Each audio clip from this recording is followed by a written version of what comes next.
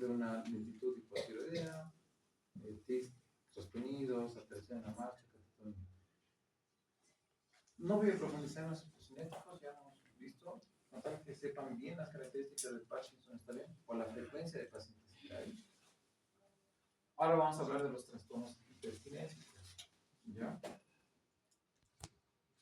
Una vez que se vea que este es hipercinético, que aparezca cuando no tenga que aparecer, vamos a ver las características del ritmo de este movimiento, de la velocidad que tiene, de la duración y el patrón del movimiento.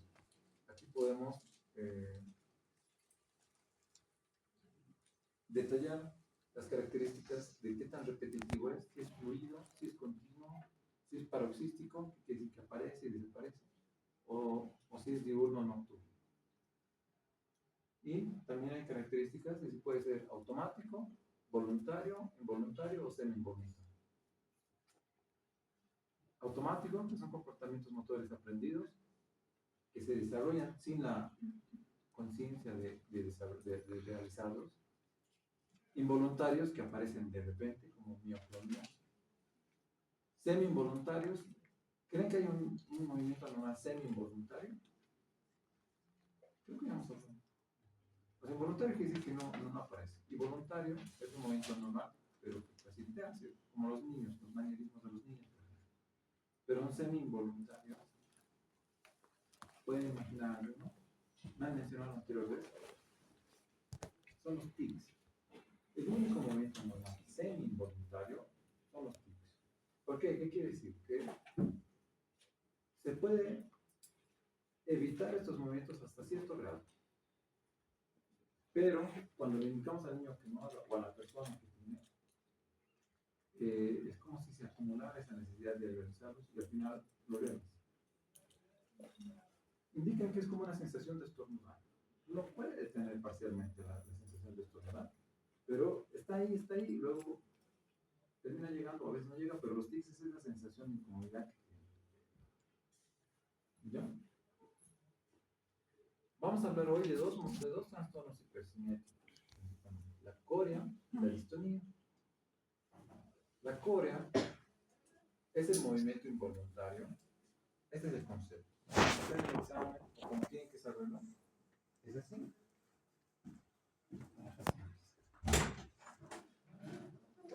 ¿Qué tal? Buenas tardes. La corea es este movimiento involuntario. Y bueno, cuando definen un movimiento, siempre van a definir al principio el movimiento anormal, y de ahí viene voluntario o involuntario o semi-involuntario. ¿Ya? La mayoría son involuntarios. Y después vienen ya las características propias del movimiento. Aleatorio, va y viene irregular, no siempre sigue las mismas características del movimiento previo. Y sin un propósito, sin propósito que fluyen en una parte del cuerpo al siguiente. Como les decía, corea venía antes, es sinónimo, viene de la palabra baile. Entonces ellos se mueven de forma bien fluida, de forma irregular. Ya vamos a ver ejemplos. Es impredecible, no sabemos cuándo va a aparecer. Puede aparecer en todo el cuerpo, en la mitad del cuerpo, solo en una extremidad.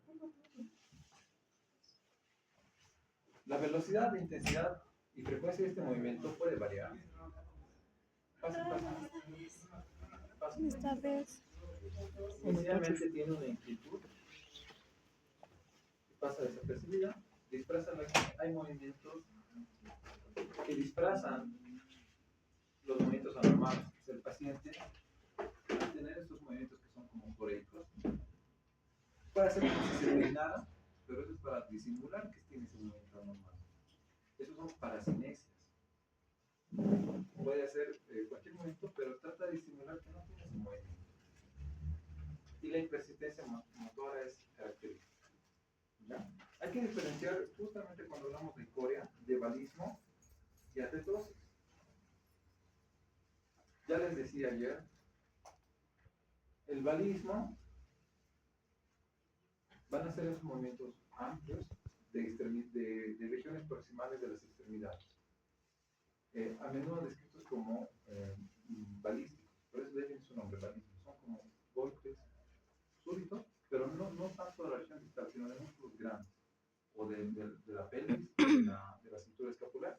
Hacen movimientos fuertes, patadas o levantan el brazo rápido y ampliamente. En cambio, la tetosis va a ser un término mixto entre corea y distonía. Esta es de menor amplitud que la corea y a menudo distal, o sea, es más en la región del pie o en la región de la mano, aunque puede involucrar también el tronco. Y son movimientos retorcidos con un flujo lento y continuo, más lento que la corea. Y ambos pueden coexistir. Por eso cuando se habla de corea, a veces lo van a encontrar como coreatetosis. No es casi lo mismo. La lesión está en la misma región que va a producir estos movimientos.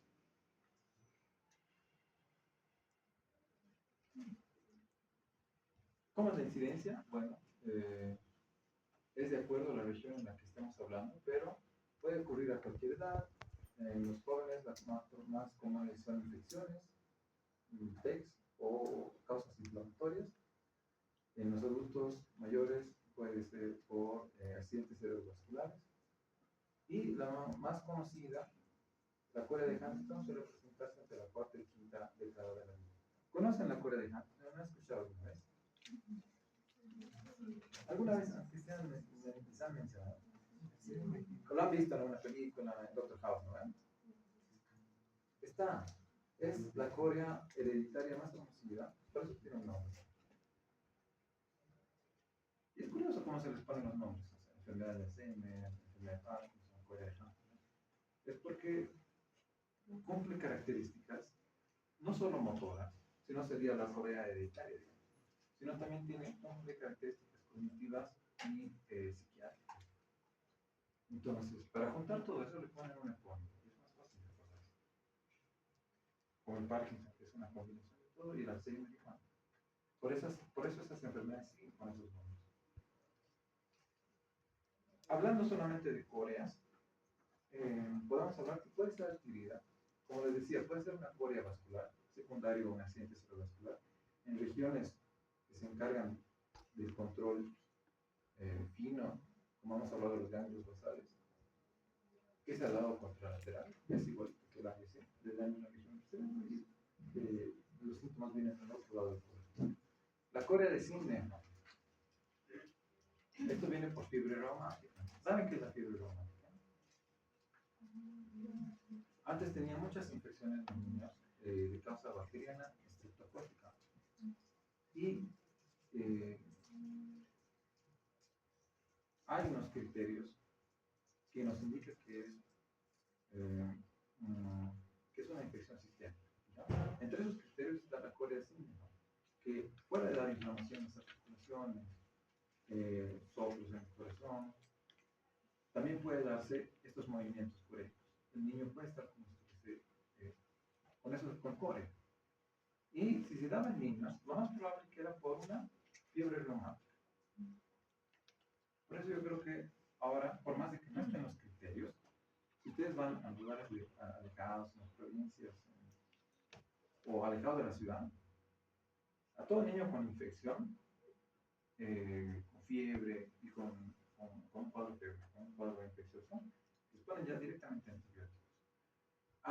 Todos los médicos reclaman eso, porque no es lo que nos enseñan en la universidad. La mayoría de las infecciones virales se cura solo, tal vez paracetamol.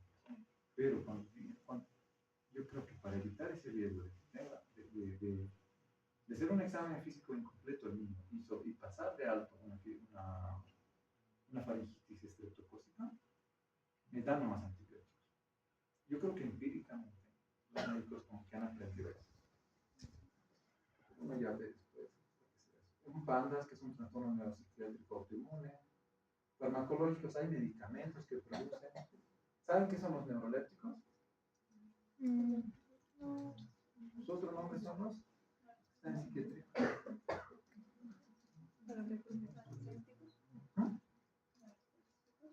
No, narcolépticos. Los antipsicóticos. Medicamentos que se utilizan para pacientes psicóticos o que se asemejan mucho a la esquizofrenia. Si se utilizan mucho estos medicamentos, el paciente puede llegar a tener coreas a largo plazo, que son las disinesias tardías. Por eso les preguntaba a los que han ido a psiquiatría si es que han visto ya pacientes que tienen líquido, aunque sea mínimo, orofaciales, van a buscar, ¿ya? Si tienen, sobre todo los movimientos bucales orofaciales, es porque está tomando neuróticos de años, sobre todo los atípicos, los típicos. Levodopa, sí, puede producir el mismo medicamento que se usa para el Parkinson. Cuando llega a su pico, ¿no se acuerdan cuando les expliqué allá en el auditorio? La efectividad del medicamento va reduciendo y por debajo hace periodo soft, se queda como congelado. Pero cuando llega a un pico de dosis, puede hacer movimientos muy movidos. Y eso se llama diskinesias de pico de dosis. Y el paciente está en su movimiento. Y incluso llegan acá, moviéndose, y todos piensan que están convulsionando. Porque son tiroides, degenerativas, hipohiperglucémicas de pacientes que en su debut glicémico o hiperglicémico han hecho estas copias. Dieta cetogénica, insuficiencia renal, hacen cores. Hemos tenido una expresión. Por infecciones, HIV.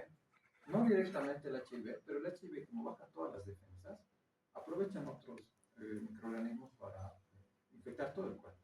En el cerebro finalmente se instala el toxoplasma. Y hay pacientes que o enfermedades autoinmunes, los que están en reumatología, tienen lupus, eritematosis sistémica, o este corea gravídea, que es cuando están embarazadas, también hacen coreas. Obviamente menos frecuente, pero hay mujeres. Al paciente con corea, veamos en qué región está teniendo estos movimientos, ya sean faciales o de la frente. Si solo si hacen todo el cuerpo, pero también hacia ahí, es Huntington, no es Leber. No hay ninguna otra corea que haga coreas en la frente. Las orobucales, es lo que les decía, pacientes con tratamiento neurótico crónico, las diskinesias tardías, y todas estas.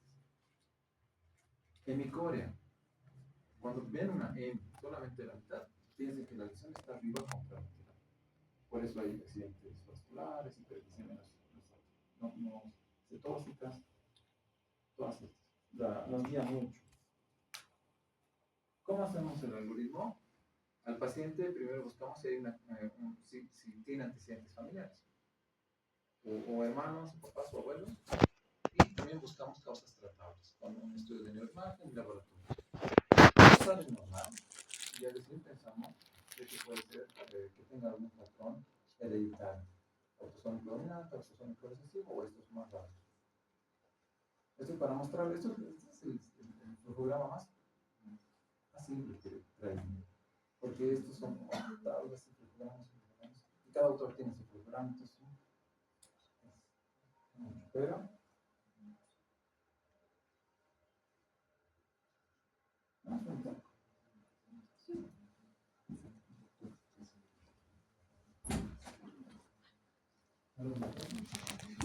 Interesante que se ha buscado en qué región tiene que ser el ictus para que pueda dar un cuadro porético. ¿Dónde creen que puede ser? ¿En qué ganglio va a estar? Ya, más difícil la pregunta, es para la región, pero es en uno de ellos. ¿Ya? Sí. La visita se ha visto en 29 casos donde se ve la mayor cantidad de puntos, que es en la región dorsal del cutáneo. Si el ictus, ya sea isquémico o hemorrágico, se da en estas regiones, llegan a dar cuadros poréticos.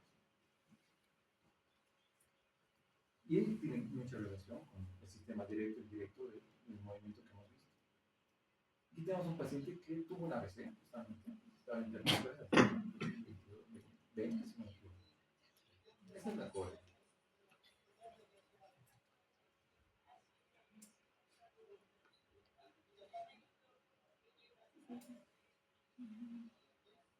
¿Lo ven? Es irregular, es como fluido, no es brusco, aleatorio, no tiene ritmos. Y justo come con ese paciente.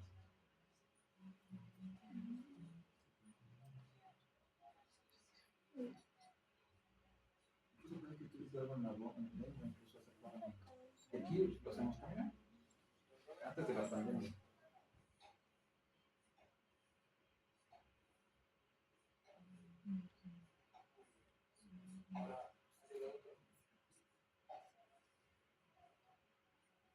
Y este es un gran alegre, llega un gran serenidad.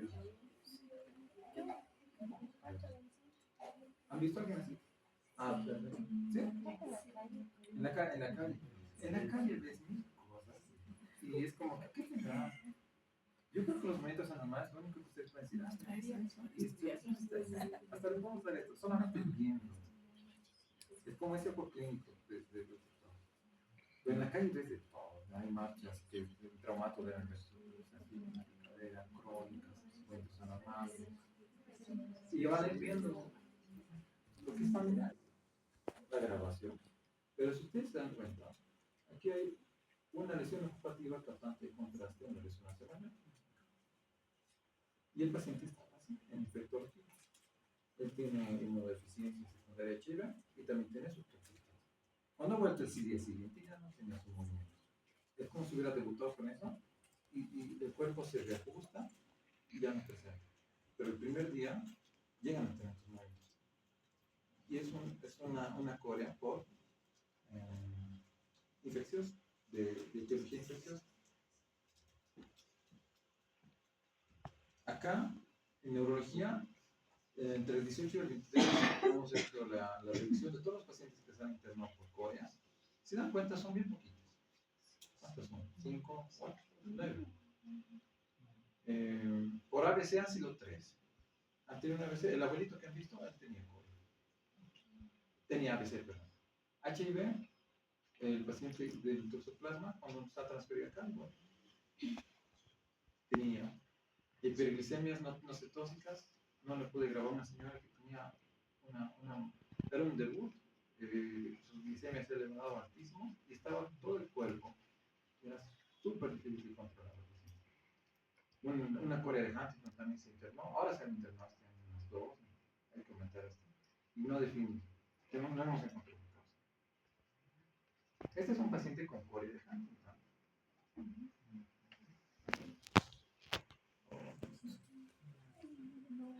Ya, vamos a ver esto. La grabación la vamos a ver después. Les voy a pasar. Lo vamos a ver en la siguiente clase. Lo voy a subir. Ellos son el hijo. Perdón, es el mismo señor. Atrás está toda su familia asustada de que también pueda tener la misma enfermedad. Él es el doctor de Chile, el doctor Salles, capísimo, está formado en Estados Unidos.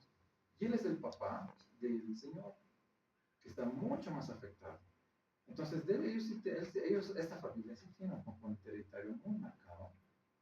Y los hijos tienen miedo de si tienen un origen. Esta es otra señora que se ha internado hace un mes, no me equivoco. Y ahí lo ven.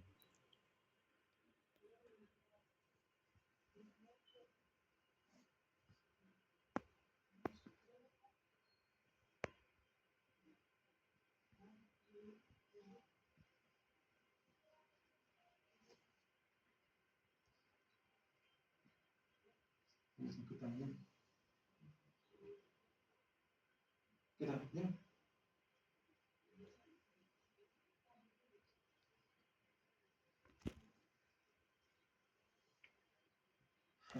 Ya.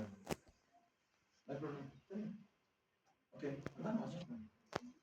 Estaba terminando. Ella, haciéndole todas las preguntas en relación a su familia, sí tenía papá, mamá, no me acuerdo, que tenían los mismos movimientos. Y igual hay que hacer el estudio de Corea de Huntington. Como les digo siempre, si la mente no conoce, el ojo no ve. Entonces estos pacientes seguramente han llegado muchas veces por consulta externa, pero ahora que estamos prestando más atención, ya en un año se han captado 4 familias con Huntington.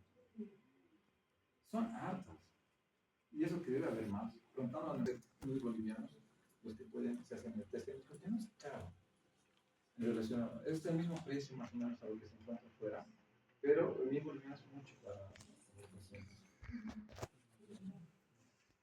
Entonces, el artículo de Huntington en 1872, causado por expansión de triplete en el gen de la Huntington, ¿ya? Ustedes solamente tienen que saber que hay un triplete, que este triplete CAG se repite varias veces y codifica la proteína tóxica, la huntingtina mutante. Es como si estuviéramos tejiendo, pero en una de esas regiones que estamos tejiendo se repite y se repite y empieza a alterar la proteína en primer lugar y luego al tejido. Y ese tejido se expresa en las regiones del cerebro y empieza a fallar poco a poco y da los síntomas. Genera muerte neuronal por esta mala mala formación de esta proteína y bueno, va perdiendo función. Es la enfermedad monogénica más conocida en la actualidad, porque si tiene un gen, un familiar, los hijos tienen mitad de probabilidad de tener o no. Al hijo no, a la hija, el hijo no, y al quinto hijo hereda. Y ellos van a seguir heredando, van a seguir siendo portadores y pueden llegar a heredar a la mitad de sus hijos. Acá, que se ha empezado con el no tiene, y nadie tiene. Es bien interesante hacer estos familiogramas en los pacientes con sospecha hereditaria. Este gen, o por lo menos el alelo, que se repita menos de 26 veces es normal. Aquí todos nosotros tenemos esta repetición, por eso está la mayoría. Si se empieza a repetir un poco más, de 25 a 35, son alelos normales mutantes. Está un poco el riesgo de debilidad. Pero si la repetición es 37 a 39, existe un riesgo de herencia, pero no manifiesta la enfermedad del paciente.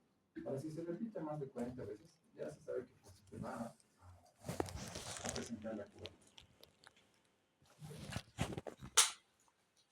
Este es un cerebro de un paciente con Huntington, que se ve mucha atrofia en las regiones, sobre todo en las regiones basales. Y también se ve la atrofia cortical. Por eso el paciente con Huntington no es solamente un trastorno motor, sino es un trastorno que viene con síntomas psiquiátricos y síntomas cognitivos. Y trastorno motor es una triada. Entonces tiene que ver el psicólogo, tiene que ver el psicólogo, el neurólogo y el psiquiatra. Y esos pacientes entran en depresión, hay que tratarlos con mucho cuidado con medicamentos. Que si se hereda de la madre, no hay problema, se hereda casi a la misma edad, pero si el padre tiene el gen y el padre hereda a sus hijos, cada vez van a ir presentando más jóvenes, van a ir presentando una edad más temprana en los síntomas. Generalmente dicen 30, 40 años, está en los libros, pero hay pacientes que si se triplica mucho este gen, más de 100 meses, pueden presentar en las niñas, en adolescentes o niños. Incluso hay un niño, alguien de 2 años creo que ha presentado esta enfermedad. Y luego, cuando vean algo normal. O grábenle y bueno, vamos a discutir cualquier momento normal. Hablamos de distonías.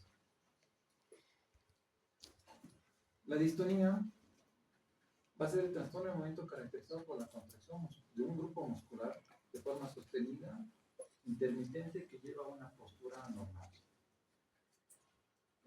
Típicamente se presenta en patrones que pueden venir asociados a el término distonía puede usarse como signo o como enfermedad. Aquí hay algunos tipos: una distonía del escribiente, el paciente empieza a escribir y hace una distonía. Si bien acá el pulgar tiene una extensión mucho es normal. Pacientes con distonía cervical, no sé si han visto alguna vez, por eso les preguntaba del paciente psiquiatría si lo habían visto. Pero el paciente con distonía, lo que dicen tortícolis, es eso. Pacientes con distonías generalizadas, asociadas con peces. Los peces tienen alta distonía. Puede venir ante una acción voluntaria, como la distonía del músico, que es bien interesante. Hasta ahora no he visto, ¿no? Pero hay, sobre todo cuando hacen movimientos muy finos, los que tocan piano o tocan guitarra, presentan desviaciones de los dedos al momento de tocar. De distonías específicas. Puede ser del escribiente también. Creo que tengo un video del escribiente. El temblor distónico quiere decir que hay esa contractura muscular de cualquier parte del cuerpo, digamos mi brazo, empieza a ponerse distónico. Hay una contractura que lo hace tomar una postura normal. Y hay un punto fijo, un punto nulo, en la cual no hay temblor. Pero si yo hago contraposición a lo que mi brazo está torciendo, por decirlo así, empieza a temblar. Porque no es la posición que mi brazo. Yo estoy buscando con mi brazo. Si mi brazo está de por sí, pues no estoy buscando. Hay un punto en el que no tiembla, eso se llama punto nulo. Hay maniobras aliviadoras o gestos antagónicos o trucos sensitivos de Wagner, en el que tienen una distonía generalmente cervical. Ellos hacen como un truco sensitivo, ¿sí? Se tocan la cara o alguna región de la cabeza y deja de tener distonía. Súper interesante. La distonía en espejo. Si el paciente presenta en un brazo, el otro brazo empieza a tener cierta distonía. Ciertos movimientos anormales. O el overflow, que es cuando presenta la distonía en el brazo, llega a expandirse a otras regiones más continuas, como la región proximal del brazo, el tronco. Estas son algunas características de las distonías. La clasificación, siempre se variable, FAN, y la última es la de Albanese. ¿Qué es esto? La clasificación fenomenológica de las distonías, en las que se basan casi todos. Se basa en dos ejes. Uno es un eje de identificar las características y la otra busca encontrar la causa.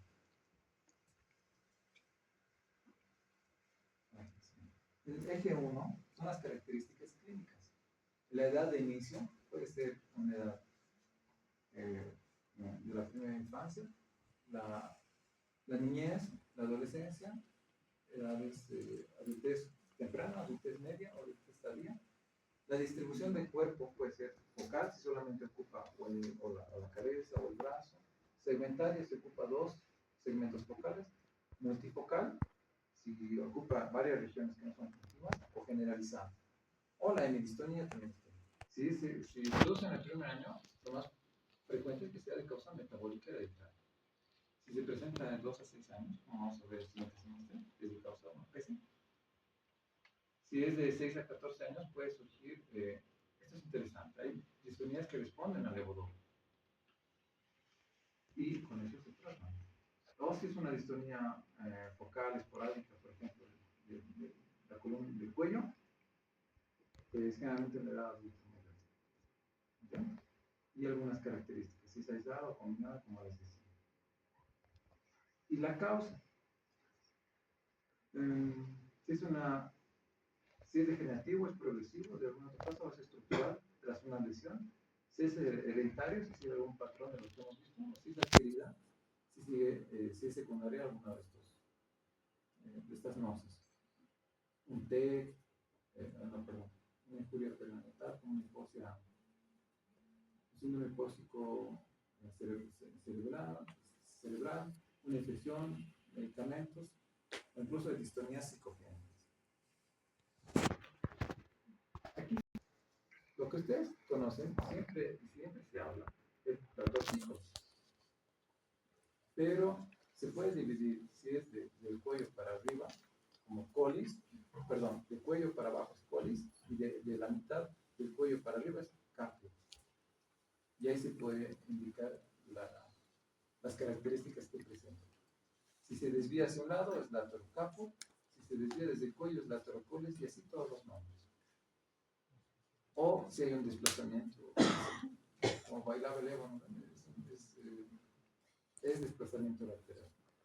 Si está hacia adelante o hacia atrás, ya es antero o retrocapo o colis. Y si solamente es un giro, es tortícolis o torticapo. Aquí hay algunos pacientes. Mucho esa actividad. Y el cerebro empieza como a mezclar el campo sensitivo, no solamente el motor, sino el sensitivo. Empieza como a ampliarse. Es una explicación que he escuchado del doctor Chano. Muy interesante. Pero son los que sobre todo repiten movimientos muy finos y rápidos y repiten hartas veces el mismo movimiento. Por eso le dan escribiente y músculos.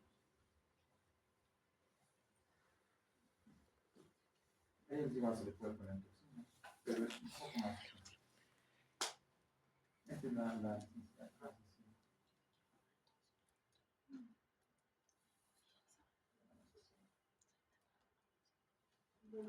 Sí, cancelación.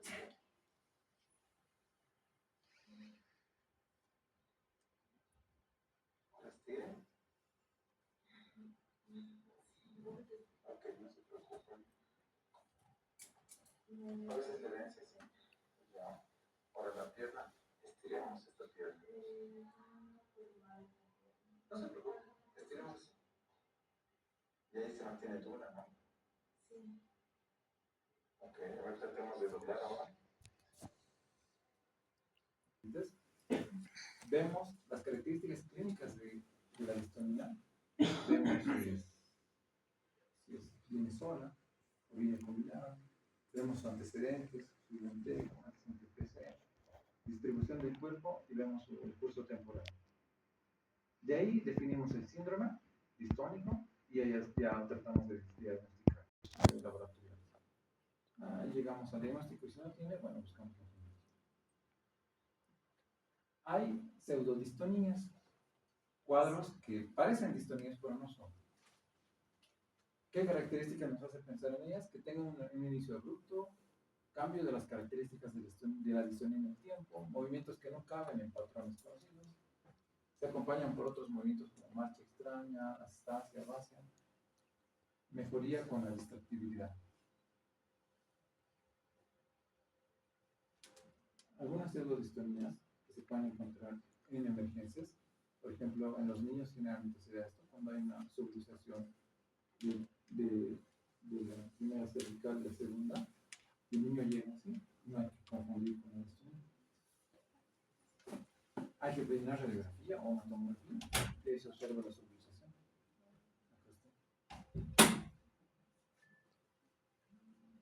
Un síndrome de Sandler,